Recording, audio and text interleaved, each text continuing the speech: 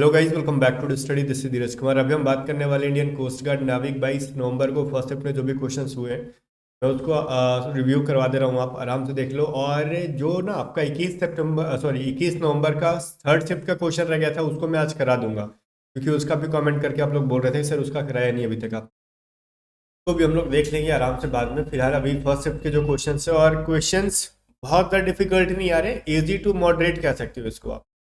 जो ए to Z study से पिछले 3 महीने से 4 महीने से जुड़ा होगा वो 50 तक आराम से स्कोर कर पाएगा। ठीक है, थोड़ा सा प्लस जाने के लिए आपको हार्डवर्क किए होगे तो फिर प्लस चले जाओगे। बाकी 100 का मार्के भी पर देखो क्या होता है। बाकी हम लोग एक सर्वे कराएंगे और सर्वे सर्वे से पता चल पाएगा कि एग्जैक्टली किसने कितना स्कोर किया और तुक्का कितने मारा। ठीक है ना। चलो आगे देखते हैं। पहला क्वेश्चन पूछा गया था, शायद ये कंफर्म नहीं है, बच्चे ने मैसेज किया था ग्रीन पार्क कहाँ पे, तो ये दिल्ली में था। और ये जो रीजनिंग है ना इसका मैं कंफर्म नहीं हूँ, क्योंकि ये उन्होंने कहा कि 23 31 54 करके कोई रीजनिंग था। ठीक है, बट एग्जैक्टली क्या था ये अपने को पता नहीं, तो उसको हम स्किप कर रहे हैं। बट सिनोनिम आपसे पूछा गया था डिसडेन का। डिसडेन का सिनोनिम पूछा गया था। तो देखो डिसडेन का मतलब होता है ना किसी का मतलब सम्मान नहीं करना, सम्मान नहीं करना, रिस्पेक्ट नहीं करना, तो डिसरिस्पेक्ट हो जाएगा, डिसोबीडियंट हो जाएगा। बहुत सारी चीजें होती है, डिपेंड करता है कि उस सेंस में क्या ऑप्शन थे अपने। एंटोनिम ऑफ डिसुएड, ठीक है, इसका मतलब होता है ना किसी चीज को रोकना, मना करना। अब उसका एंटोनिम पूछा गया तो अलाउ हो जाता। अब देखो यहाँ पे सारे बच्चे कह रहे हैं कि इंग्लिश बेहद इजी आ रहा है आपका। ठीक है, और जो देखो सब कुछ खेल है मैथ और रीजनिंग का, क्योंकि मैं हमेशा कहता था कि मैथ और रीजनिंग में फोकस करो सेक्शन 1 के अंदर, क्योंकि मैथ और रीजनिंग जो प्रैक्टिस हार्ड करता, और भाई हार्ड प्रैक्टिस ही कह सकते हो, बहुत ज़्यादा प्रैक्टिस करता। उस पीडीएफ को जिसने पिछले महीने से पढ़ रहा होगा, 2 बार 3 बार बना लिया होगा ना, उसके लिए मैथ बहुत ईजी होगा। एटलीस्ट आप एक बार पूरा खत्म भी कर दिए होगे ना, तो 20 में से 15 मैथ तो आपके बन रहे होंगे, 4 5 छूट रहे होंगे। अगर 2 बार 3 बार बना लिए होते ना तो आप लगभग लगभग पूरा मैथ कर लेते। ठीक है ना। बाकी चलो, और हम एक चीज कह दूं कि आपका लीनियर इक्वेशन से क्वेश्चन इस बार थोड़ा सा डिफिकल्ट लेवल का पूछ रहा है, पहले की तरह नहीं पूछ रही थी। तो पीडीएफ के अंदर भी बहुत ज्यादा डिफिकल्ट क्वेश्चन तो मैंने नहीं दिए थे, मॉडरेट लेवल के क्वेश्चन दिए थे। बट लीनियर इक्वेशन के ना डिफिकल्ट इन द सेंस कि वो लेंथी प्रोसेस वाला दे रहा है, शॉर्टकट वाला नहीं दे रहा है। तो लीनियर इक्वेशन अगर इसका आगे एग्जाम है देख रहे हो तो थोड़ा देख लेना आप लोग। ठीक है ना। Place where cattle are kept, जहाँ पे कैटल को रखा जाता है उसको सेड कहा जाता है। क्या कहा जाता है? सेड। ठीक है ना। तो चलो, और इसके सिनोनिम्स भी हो सकते हैं, अब डिपेंड करता है ऑप्शन में क्या थे। अब देखो उद्रोपतन से रिलेटेड मैंने बार बार पढ़ाता था, साइंस की पीडीएफ में भी इसको दिया था, मॉक टेस्ट के अंदर भी दे रखा था, फ्री क्लासेस जो यूट्यूब पे हो रहे थे उसके अंदर भी देख रहा था। सब्लिमेशन जिसको कहते हैं, मैं कहता था कि बहुत वीवीआई टॉपिक है, इसे एग्जाम में देना ही देना है, किसी ना किसी शिफ्ट में देगा वो देगा सब्लिमेशन। जैसे उद्रोपतन क्या होता है? कोई भी ठोस, ठीक है, सॉलिड चीज लिक्विड में चेंज ना होकर डायरेक्टली गैस में बन जाए। तो वैसे ही पूछा था ड्राई आइस वो क्या होता है? वो क्या होता है भाई? ठोस कार्बन डाइऑक्साइड होता है। ड्राई आइस का मतलब एक तरीके से कार्बन डाइऑक्साइड ही है, बट कैसा कार्बन डाइऑक्साइड होता है? वो जमा हुआ कार्बन डाइऑक्साइड होता है। ठीक है ना। तो ठोस सॉलिड कार्बन डाइऑक्साइड को क्या कहते हैं हम लोग? ड्राई आइस कहते हैं, यही कहते हैं। अब इसको चेंज किस में होता है? वो क्या लिक्विड में होता है? नहीं, वो डायरेक्टली गैस में चेंज हो जाता है। ठीक है ना। ये चीज आपको पता होना चाहिए। तो उद्रोपतन हिंदी में कहते हैं और इंग्लिश में इसको सब्लिमेशन कहते हैं। तो इससे रिलेटेड क्वेश्चन आए थे, और आगे भी इसके अलग अलग एग्जाम्पल, जैसे कैम्फर कपूर जिसको कहते हैं, कपूर भी होता है, पूछ सकता है आगे कि किस में चेंज होगा। वो भी लिक्विड में चेंज नहीं होता है, वो डायरेक्टली गैस बन जाता है। जलाओगे कपूर को तो लिक्विड ना बन के डायरेक्टली गैस बनता है, वो भी एक सब्लिमेशन का ही फॉर्म है। ठीक है। अब देखो ये जो क्वेश्चन है ना, मैंने किसी जगह पे कराया था, मुझे याद नहीं है। स्टूडेंट्स जैसे आयुष दो थे लाइव क्लास में, आपने देखा होगा, उनका जो है ना मैसेज आया था कि सर आपने जो मॉक में करा रखा था, ये एमजीएच करके जो फॉर्मूला बेस्ड हमने क्वेश्चन कर रखा था, फोर्स बराबर निकाल रहे थे ना यहाँ पे। ठीक है, एमजीएच से फॉर्मूला से निकाल रहे होते हैं आराम से इसको मल्टीप्लाई करके। तो इस फॉर्मूला बेस्ड पे डायरेक्टली क्वेश्चन आया हुआ था। अब मेरे को याद नहीं है कि मैंने क्या करा था, क्योंकि मैं बहुत सारी चीजें पढ़ाता हूँ, तो हर चीज याद कर पाना कि मैंने क्या क्या पढ़ाया पॉसिबल नहीं है।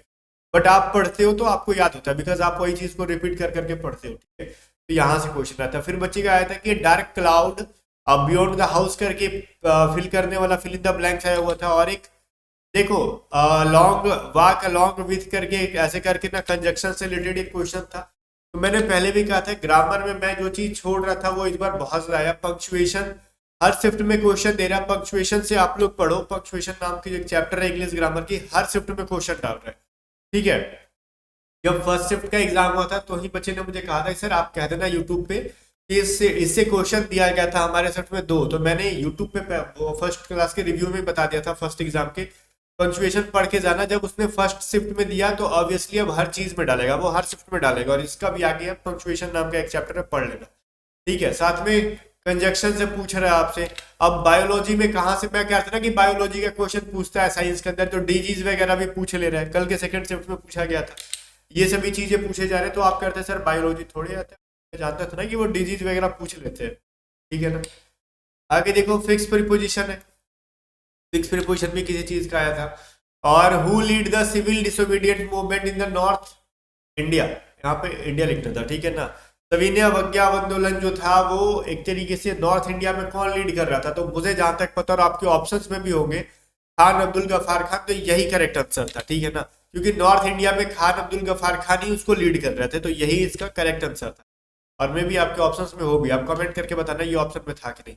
लीनियर इक्वेशन से बच्चे कह रहे 3 से 4 क्वेश्चन आ रहे हैं, और मॉडरेट टू डिफिकल्ट टेबल के लेंदी प्रोसेस जाने वाले, रूट निकालना होता है उनका। ठीक है, जिसके एक आंसर भी हो सकते हैं, इनफाइनाइट आंसर भी हो सकते हैं, वो वाले। ठीक है, आगे हियरिंग रेंज डायरेक्टली साइंस के पीडीएफ से था ये 20, साइंस के पीडीएफ भाड़ में जाए, पीडीएफ उडीएफ फ्री क्लासेस के अंदर इसको 50 बार मैंने करा दिया था। मैं इस पर बहुत ज्यादा मतलब क्या था भाई, इसको पढ़ लो, इसको घुमा फिरा के पूछा जाता है, तो पीडीएफ नहीं भी लेते ना तो मेरे फ्री क्लासेस भी देखा होता तो ये आंसर आपको याद होगा। ऐसे भी आपको बहुत इजी क्वेश्चन है, सबको याद रहता है।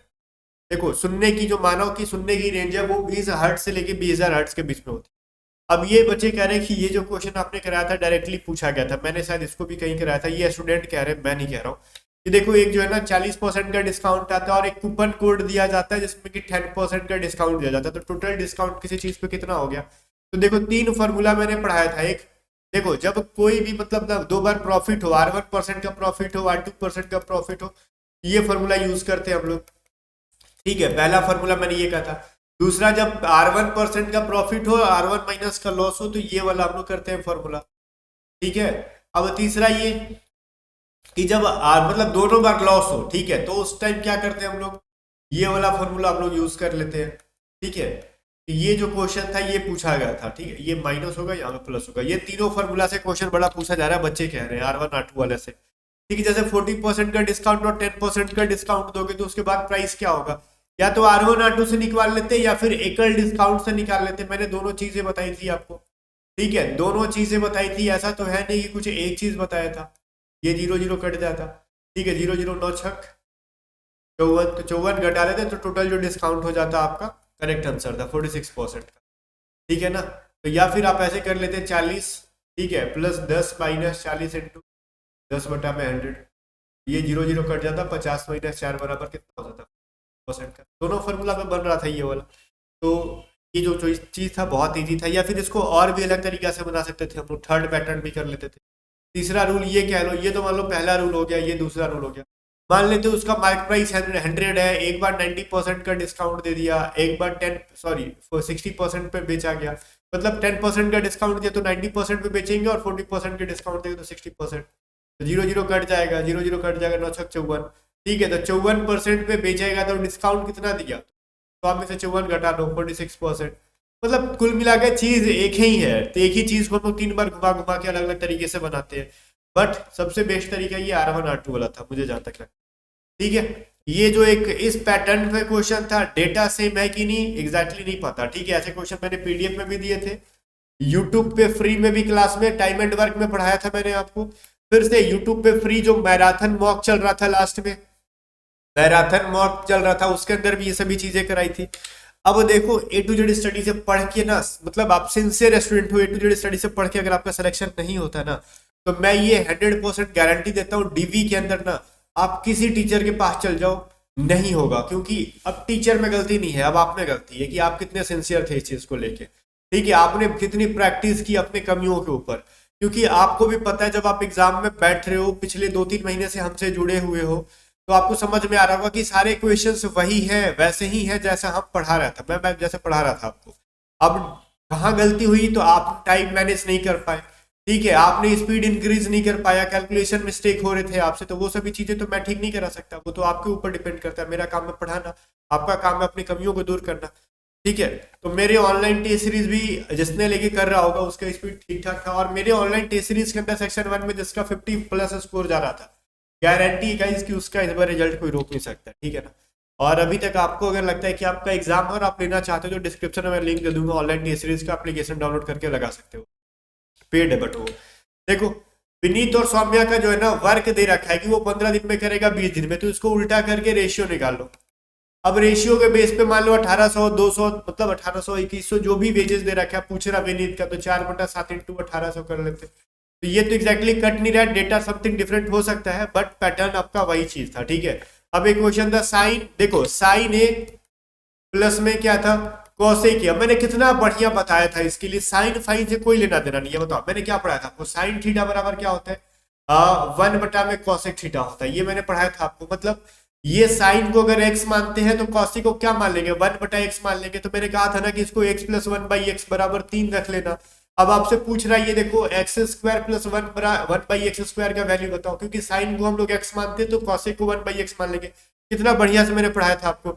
अब दोनों और स्क्वायर कर लो या फिर एक शॉर्टकट ही बता था √ वाला, बट भाड़ में जाए शॉर्टकट हम लोग बेसिक से भी जाते हैं, अगर इसका दोनों साइड स्क्वायर कर लेते ये बन जाता है x² + 1/a², मतलब a² + b² plus 2 into x into 1/x बराबर 9, तो ये जीरो कट गया तो x² + 1/x² बराबर कितना हो जाता 7 हो जाता।